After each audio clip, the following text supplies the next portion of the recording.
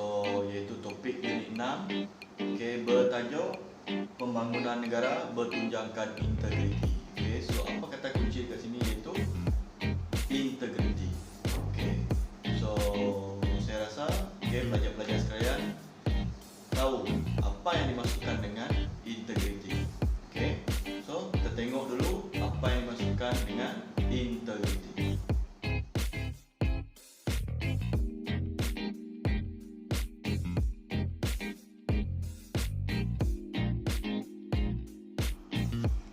Okey, so dalam unit ini kita akan mempelajari ada 6 perkara yang kita akan pelajari dekat sini. So yang pertama adalah 6.2.1, iaitu menjelaskan contoh integriti demi pembangunan negara. Okey, yang seterusnya adalah 6.2.2, iaitu mengenal pasti cara melaksanakan tanggungjawab dengan berintegriti demi pembangunan negara. Okey, yang seterusnya adalah 6.2.3, iaitu memerihalkan kepentingan integriti demi pembangunan negara. Okey, yang seterusnya adalah 6.2.4, iaitu merumuskan implikasi perbuatan. Okey, perbuatan yang tidak berintegriti kepada pembangunan negara. Okey, yang seterusnya 6.2.5, iaitu mengekspresikan perasaan apabila mengamalkan integriti demi pembangunan negara. Okey, dan yang terakhir adalah 6.2.6, iaitu mengamalkan tanggungjawab dengan berintegriti dalam kehidupan harian demi pembangunan negara. Dalam topik ini juga kita akan mempelajari 5 nilai, iaitu 5 cadangan nilai. Yang pertama adalah kejujuran, sudah tentu berkaitan dengan integriti. Lepas tu harga diri pun berkaitan dengan integriti juga. Lepas tu patriotisme, toleransi dan rasional. So ada 5 dekat situ. So 5 nilai ini yang kita akan pelajari dalam situasi dalam topik yang akan diajar. Mengapa nilai, macam mana nilai ini diterapkan dalam topik integriti? Jom. So di sini cikgu nak terangkan serba sedikit berkaitan dengan integriti. So seperti yang kita sering dengar, iaitu integriti kerja. Iaitu integriti kerja. So biasanya apabila kita melakukan sesuatu kerja, tak kisahlah kerja apa, so integriti maksudnya tanggungjawab kita. Tanggungjawab, keikhlasan kita dan kejujuran kita. So kita boleh bayangkan kalaulah dalam negara kita, ramai rakyat yang tidak berintegriti, so apa yang akan berlaku? So mungkin suatu tugasan tersebut akan menjadi lambat, delay, lepas tu suatu kerja yang tidak kemas, lepas tu pembangunan sistem negara akan terjejas, dan banyak lagi kes rasuah, penyelewengan, menjual data-data negara dan sebagainya. So banyak yang kita boleh lihat yang berlaku di sekeliling kita. Sama juga apabila kita kerja, contohnya kerja datang lambat, selalu ponteng, lepas tu kerja tidak siap, tidak menepati masa yang ditetapkan. Sama juga kalau kita belajar.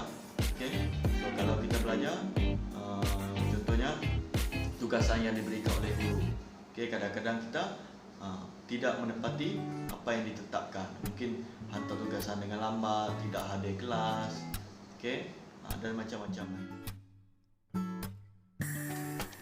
So integriti dalam diri, keluarga dan organisasi menjadi asas kepada pembangunan sesebuah negara. So kita tengok pada contoh integriti demi pembangunan negara. Ada 3 dekat sini. So kita pergi kepada yang warna merah, iaitu berkaitan dengan pentadbiran. So pentadbiran ini adalah lebih kepada pengurusan. So dekat situ, so kita tengok iaitu merealisasikan dasar anti rasuah.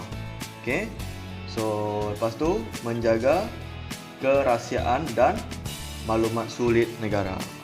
So ini lebih berkaitan dengan rasuah. Lepas tu mengelakkan penyalahgunaan kuasa, kedudukan atau jawatan. Okey, so 3 perkara ni adalah amat penting untuk pembangunan sesebuah negara. Jika berlaku rasuah, okey, iaitu menjual maklumat sulit negara, benda ini boleh menghuru-harakan negara kita. So, kalau boleh, seboleh-bolehnya elakkan benda ini berlaku. Okey. Okey, so kita pergi kepada yang seterusnya, itu warna orange, iaitu berkaitan dengan ekonomi. Okey, so yang pertama adalah menjanakan pendapatan negara mengikut undang-undang. Okey, so yang kedua adalah mengisytiharkan cukai pendapatan secara jujur. Okey, so dekat sini, okey, so setiap individu, okey, kita perlu mendaftarkan cukai pendapatan kita secara jujur. Okey, supaya pendapatan yang dihasilkan oleh negara adalah data yang betul. Okey, lepas tu yang ketiga adalah tidak menyalahgunakan harta dan kemudahan yang disediakan oleh kerajaan. Okey, contohnya kalau kita bekerja dalam sektor kerajaan. Okey, contohnya kerajaan ada menyediakan pengangkutan, okey. So internet, okey. So kita sebagai penjawat awam, so kita jangan salah gunakan kemudahan yang sudah disediakan oleh kerajaan. Okey, contohnya dengan kereta yang disediakan ataupun pengangkutan yang disediakan oleh kerajaan, so kita tidak salah guna, tidak menggunakan dia untuk kepentingan kita sendiri. Okey. Okey, so seterusnya yang berkaitan dengan warna biru, okey, iaitu sosial. Okey, iaitu tiada pengecualian dalam penguatkuasaan undang-undang.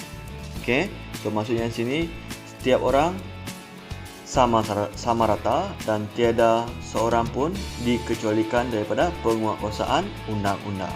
Okey, so yang seterusnya adalah mematuhi etika organisasi. Okey, so setiap orang perlu mematuhi etika organisasi. Dan yang seterusnya adalah melaksanakan tugas dengan telus dan amanah. Okey, ini sudah semestinya. Kalau kita melaksanakan tugas tidak telus dan amanah, okey, bermaksudnya kita belum lagi mencapai tahap integriti. Okey, so kalau kita adalah seorang yang integriti, kita mesti amanah dan telus dalam melaksanakan setiap tugasan yang diberi. Okey, so itu adalah contoh-contoh yang berkaitan dengan integriti demi pembangunan negara. Okey, sekiranya 3 perkara ni kita gagal laksanakan, okey, so dia akan mempengaruhi pembangunan negara kita. Okey, kalau negara kita nak maju, kita kena berintegriti untuk negara kita. Okey, so perkara seterusnya yang kita akan belajar iaitu cara melaksanakan tanggungjawab dengan berintegriti demi pembangunan negara. Okey, so dalam ni ada beberapa cara untuk kita melaksanakan tanggungjawab kita untuk berintegriti. Okey, so yang pertama cikgu nak tekankan iaitu berkaitan dengan memupuk integriti dalam setiap sektor pekerjaan. Tak kisahlah sektor kerajaan ke, sektor swasta ke, yang penting kita mesti melaksanakan tanggungjawab kita untuk berintegriti. Okey. Okey, so seterusnya cikgu nak tekankan iaitu membayar balik pinjaman. Okey, so ini bukan sahaja kepada mana-mana organisasi. Okey, kalau kita ada pinjam duit dengan orang juga, kita perlu bayar. Okey, so ini berkaitan dengan pinjaman. Okey, contohnya pinjaman dekat bank. Okey, bila kita ada meminjam, okey, mana-mana institusi kewangan, so kita harus membayar. Okey, perlu membuat pembayaran. Sebab apa kita perlu bayar? Sebab itu adalah tanggungjawab kita. Apabila kita tidak membayar hutang kita, okey, dia boleh menyebabkan kita dikenakan denda. Okey, dikenakan denda ataupun nama kita akan di blacklist dan sebagainya. Dan salah satu juga dia akan menyebabkan kerugian kepada institusi kewangan. Okey, dan seterusnya perlu menjelaskan bayaran cukai. Okey, sesiapa yang dikenakan cukai, okey, tidak kisahlah cukai individu ataupun cukai-cukai dalam perniagaan, okey, so perlu dibayar. Okey, ini kerana adalah untuk pendapatan negara, lepas tu untuk proses pembangunan negara kita. Okey.